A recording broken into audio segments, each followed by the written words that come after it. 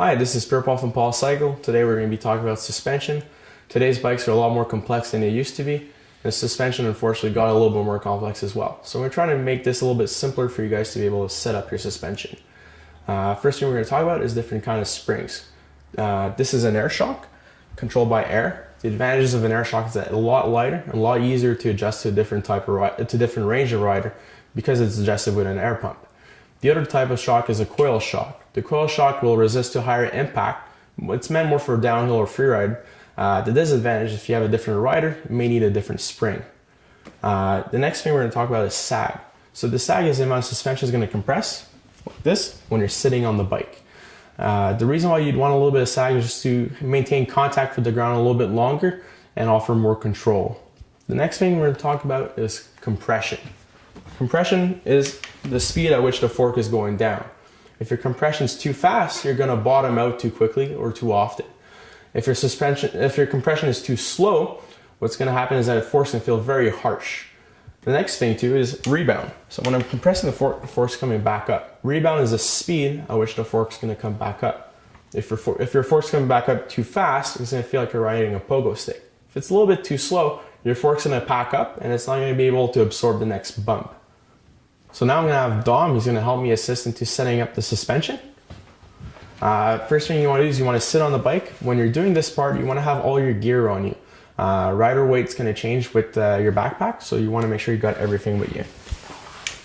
So when I'm sitting on the bike like this, what Dom's doing, he's holding the bike still, and he's also going to help me into compressing the suspension a little bit, and having it sit where it would normally sit when I'm standing on the bike. And then the next thing he's going to do is going to bring the O-rings all the way down to the seals. And then when I get off the bike, very carefully, so not to compress the suspension, what we're going to see is the amount of sag that I have on the front and the back of the suspension. If I need the suspension to be a little bit stiffer, what I would do is I would add a little bit more air. If I need to be a little bit softer, I would take a little bit of the air out. The next thing you want to adjust would be the compression and the rebound. When you do those, you want to do those on the trail.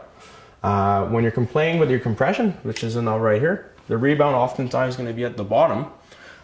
You want to play with them individually. So you want to do one at a time. The reason for that is if you start doing too many changes all at the same time, you don't realize what the impact is. So you want to play with only one setting, go on the trail, experience it. If there's any fine tuning to do, you do it a little bit at a time. And then once you got that one, the compression dialed, you can move on to the rebound or vice versa. There's a lot of good resources that are available online as far as setting up your initial setup for your suspension. Thinking about the Trek website, the Fox website, or any other manufacturer's website. What those settings are, their initial setup. It's going to give you an idea of where to start as far as air pressure, as far as rebound or compression damping. Doesn't mean that's what you have to do. You can use more rebound, less compression, more air, less air, but it gives you a good guideline as to where to start. And that's it. We'll see you on the trails and have fun.